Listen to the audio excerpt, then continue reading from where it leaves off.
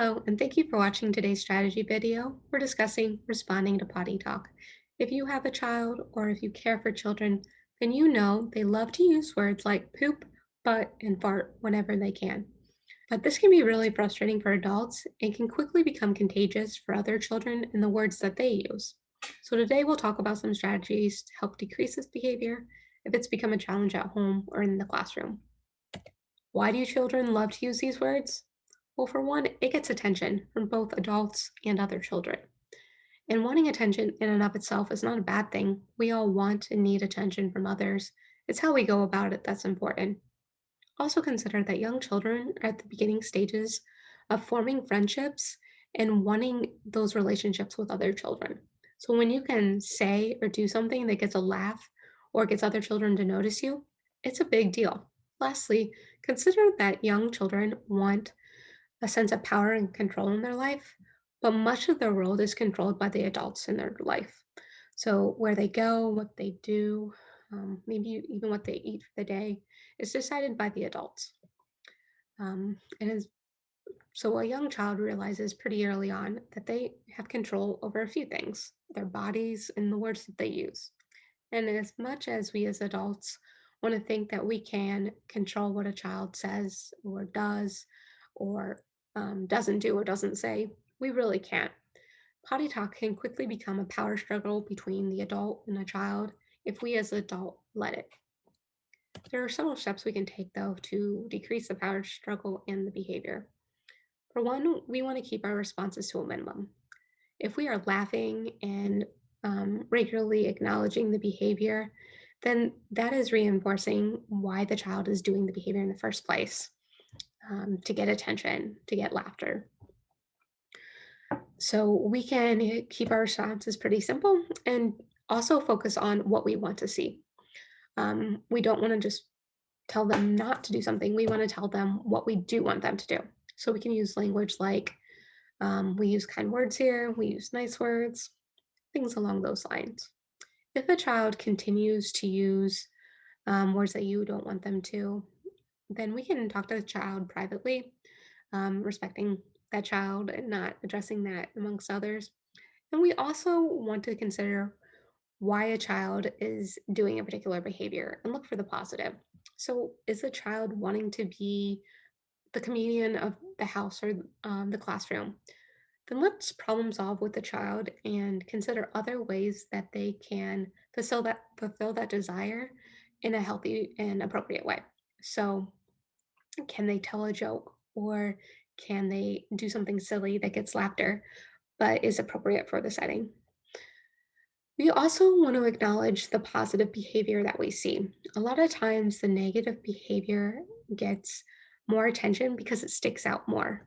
While much of the day, there are positive things happening that just go unnoticed. And what we pay attention to is more likely that we are to see that behavior happen again and again because it is getting the attention that a child desires.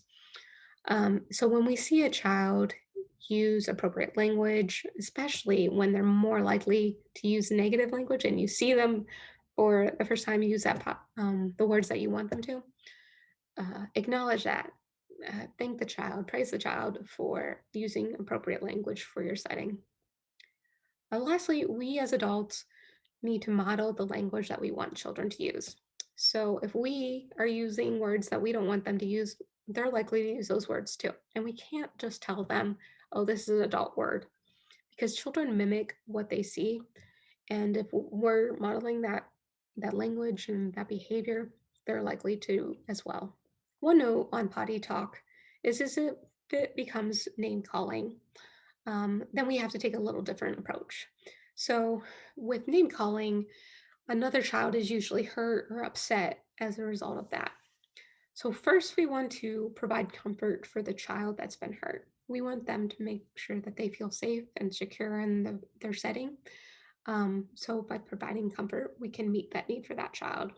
We then want to address the behavior with the child that has hurt the other child, and we can use language of safety. So this is something along the lines of we use safe words here, or our job is to keep each other safe, um, or something like Was that helpful or hurtful?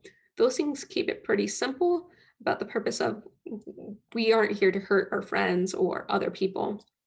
Um, and acknowledges then to what you want to see, that we want to keep people safe, we want to be helpful. After you've talked with that child about their behavior, you can help restore the relationship between the children. Because if there's been a name called, the other child is upset, things are hurt between the children. And this is a great opportunity for skill building and to turn into a learning opportunity.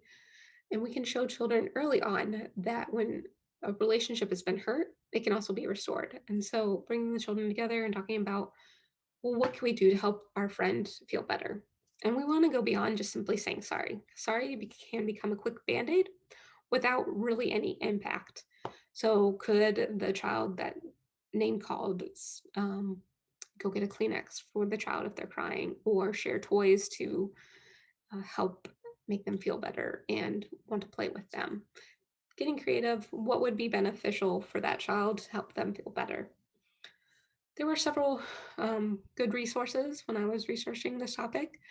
Penn State had Better Kid Care, had a great article there. Also, Positive Parenting Solutions had a great article too. For more resources, continue to follow us on YouTube or Facebook. We're regularly updating social emotional content on those. Thank you for watching.